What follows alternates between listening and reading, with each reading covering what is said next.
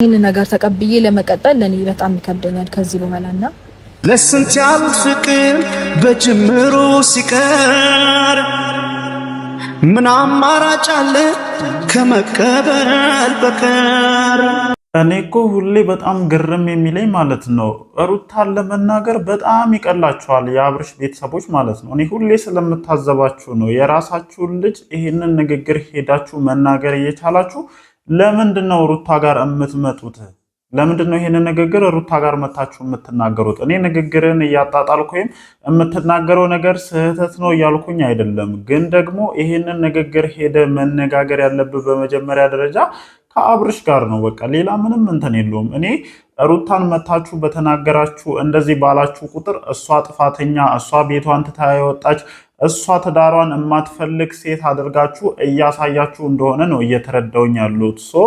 ይህንን ንግግር አሁን በቀጥታ ሄደ ከአብርሽ ጋር ነው መነጋገር መቻል ያለብህ ማለት ነው። አሁን የትላንትናውን ቪዲዮ እንኳን ብትመለከት እሱ ምን አይነት ምርጫ ነው ያለው? ማን ነው ይህንን ትዳር የማይፈልገው የሚለው ነገር በቂ ምላሽ ታገኝበታለህ ብዬ አስባለሁ። ግን እኔ ለእናንተ ካላት አክብሮትና ቤተሰቡን ምን ያክል እንደምታከብር ስለምታውቁ ይመስለኛል ሁል ጊዜ የመጣችሁ እሷ ላይ ጫና ማሳደር፣ እሷ ትዳሩን እንዳልፈለገችና ይሄ ሁሉ ነገር በእሷ እንቢተኝነት የመጣ አድርጋችሁ የምታሳዩት ነገር ፍጹም ተቀባይነት እንደሌለው ነው መናገር የምፈልገው። ንግግር ጥሩ ነው። ትዳር ልክ አንተ ባልከው መንገድ ነው የሚሄደው።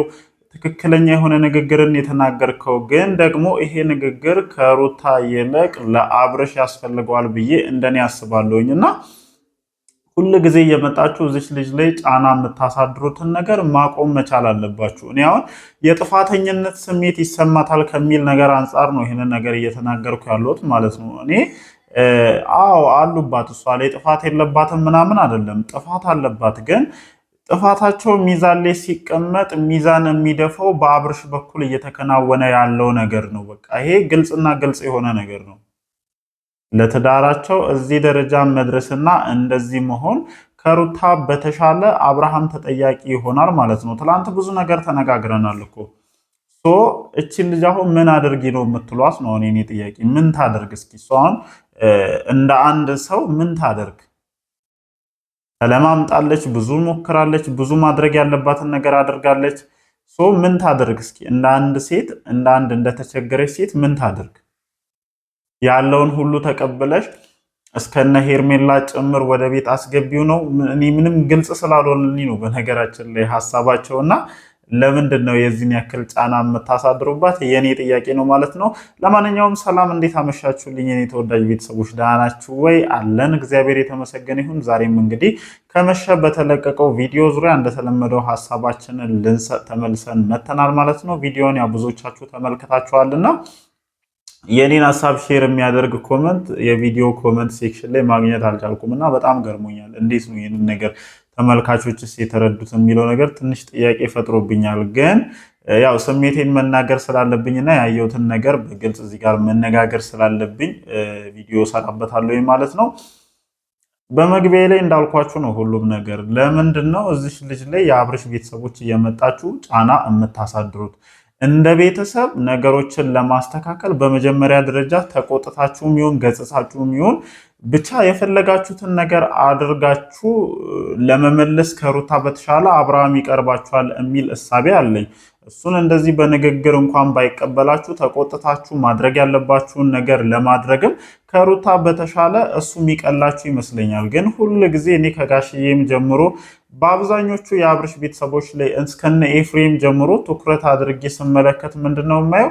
ሁል ጊዜ ሩታን መታችሁ መጫን፣ ሩታ እንደዚህ ሆኚ እንደዚህ አድርጊ፣ በቃ አላረለ ጀስት የዚህ ትዳር መፍረስ ቁጥር አንድ ተጠያቂ እሷን አድርጋችሁ ለማሳየት የምትሞክሩት መንገድ ደስ አይልም። እኔ ንግግርን አልተቃወምኩም ወንድሜ ማለት ነው። አይሚን አላቅም የአብርሽ ታላቅ ወንድም ብላችሁን የለቀቃችሁት ግን እንደዛ እንዳልሆነ ነው እኔ የማውቀውና ንግግርን አልተቃወምኩም። ያስረዳህበት መንገድ ሁሉም ነገር አንተ ባልከው መንገድ ነው። ግን ይሄ ንግግር ከሩታ በተሻለ ለአብርሽ ያስፈልገዋል የሚል አስተሳሰብ ነው እንደኔ ያለኝ ማለት ነው። ምክንያቱም እሱ ትዳር ላይ ያለው ግንዛቤና እይታ ትክክለኛ ያልሆነ ስለሆነ ይሄ አሁን ያስረዳህበት የተናገርክበት ነገሮችን ፕሩቭ ያደረክበት መንገድ ለሱ ቢሆን ማለት ነው። ለምንድን ነው ቀድማችሁ እሱ ጋር ለመሄድ የሚከብዳችሁ? ነው አይሰማችሁም? ነው ከአቅማችሁ በላይ ነው? እኔ ግራ ገባኝ። የምሬ ነው የምላችሁና ሁሉ ጊዜ መታችሁ እሷ ላይ ጫና ታሳድራላችሁ። ሁሉ ጊዜ መታችሁ እሷን ትጫናታላችሁና እቺ ልጅ ምን አይነት ነገርን እያሳለፈች ነው ያለችው? እንደ ሴት ልጅ እንደ እናት ምን አይነት ነገሮችን ነው እየተጋፈጠች ያለችው የሚለውን ነገር በደንብ የተረዳችሁ አይመስለኝም። ከባድ እኮ ነው። ስሜቷን አውጥታ እያለቃቀሰች ስላልገለጸች ነው። አፍቃሪዋ ታፈቅሯለች፣ ትወዷለች። በዛ ላይ የልጇ አባት ነው። ብዙ ነገርን አብረው አሳልፋለች እና እሱን ከሌላ ሴት ጋር ማየት የማያማት ነው የሚመስላችሁ ነው? እዚህ ጋር ስሜቷን አውጥታ በግልጽ ስላላሳየች እና ስላላለቃቀሰች ነው እንደዚህ ሁል ጊዜ እየመጣችሁ የምትጫናት። እያንዳንዱ የምታልፍበት መንገድ ለእሷ ምን ያክል ከባድ እንደሆነ የተረዳችሁ አይመስለኝም። እና በጣም ነው እንትን እያልኩ ያለሁት ማለት ነው፣ እየተገረምኩ ያለሁት እናንተ በምታደርጉት ነገር እና ይህንን ነገር በጣም ታሳቢ ብታደርጉ የተሻለ ነው ብዬ አስባለሁ። ሁሉ ጊዜ እሷን ጫና በፈጠራችሁ ቁጥር ለእናንተ ካላት ሪስፔክት እንጂ እቺ ልጅ የመናገር እድሉና እንደው ተናገሪ ብላችሁ የሆነ ትንሽዬ ክፍተት ብትሰጧት በጣም ብዙ ልትናገራቸው የምትችላቸው ብዙ ነገሮች እንዳሉ ግልጽ ነው እና ያንንም ነገር በደንብ ታሳቢ ማድረግ መቻል አለባችሁ ብዬ አስባለሁ ማለት ነው። እኔ ለምንድነው ግን የምትፈሩት? በቃ እንደ ጥያቄ ነው ማንሳት የምፈልገውና ለምንድን ነው አብርሽን የምትፈሩት? ለምንድን ነው ከእሱ ጋር ይህንን ንግግር የማትናገሩት? አይሚን እንደማያዳምጣችሁ አውቃለሁኝ። አሸንፏችሁ ነው እንጂ እዚህ ጋር እየመጣችሁ ሩታን ጫና የምታደርጉት እንደማይሰማቸው እርግጠኛ ነው የሆንኩት። አሁን በቃ ነገሮችን ስረዳ ለማየት ስሞክር ምናምን እሱ ስለማይሰማቸውና ስለማያዳምጣቸው ይመስለኛል እሷ ጋር መጥተው የዚህን ያክል እንትን የሚሉትና እሷ ብቻዋን ለዚህ ነገር መፍትሄ መስጠት እንደማትችል ደግሞ በዚህ አጋጣሚ መናገር እፈልጋለሁ። በመጀመሪያ ደረጃ እሷ ተበዳይ ናት፣ እንደኔ ማለት ነው። ተበዳይ ስትሆን ደግሞ የፈለገ እርቅ እንዲመጣ የፈለገ ሰላም እንዲመጣ ቢፈለግ የዛ የበዳዩ አካል መጸጸት ካለበት ነገር መውጣት፣ በመጀመሪያ ደረጃ ከሄርሜላ ጋር ያለውን ግንኙነት ማቆም መቻል አለበት። እስኪ እናንተ ይህንን ነገር አድርጉ። በመጀመሪያ ደረጃ እሷ ጋር ከመምጣታችሁ በፊት ሂዱና ከሄርሜላ ጋር የጀመረውን ግንኙነት አስቁሙት። ከዛ ባሻገር ደግሞ እነዚህ የሚያደርጋቸውን ነገሮች አቁሞ እስኪ እንደ አንድ ባል ለቤቱ ትክክለኛ ሰው መሆኑንና የምርም አሁንም ሩታ ልብ ውስጥ እንዳለች ያሳያት። የዛኔ ሩታ በየትኛውም አይነት አግባብ እምቢ እንደማትለው እርግጠኛ ነን ሁላችንም።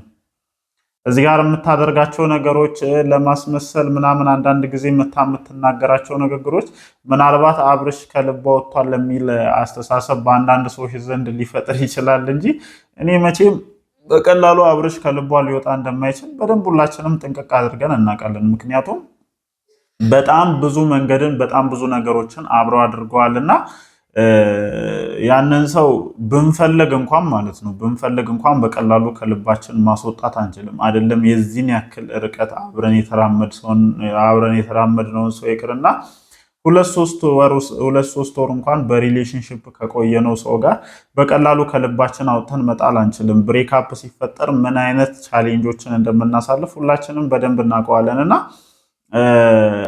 እኔ አሁን እንደውም መረዳት የቻልኩት ምንድነው ስሜቷን አውጥታ ግልጽ አድርጋ ስለማትናገር እቺ ልጅ እንደ ተበዳይ ራሱ እየታየች እንዳልሆነ ነው የተረዳሁትና ይሄ በየጊዜው እየመጣችሁ እዚች ልጅ ላይ የምትፈጥሩትን ጫና ማቆም አለባችሁ የሚል ሀሳብ ነው ያለኝ እንደኔ ማለት ነው። እና ወንድሜ ያልከው ነገር በሙሉ ትክክል ነው። እያንዳንዱ ነገር እንደዛ ነው መሆን ያለበት። ስለዚህ ይሄንን ንግግርን ሄደ ከአብርሃም ጋር እያደረክ ደግሞ ማየት እንፈልጋለን።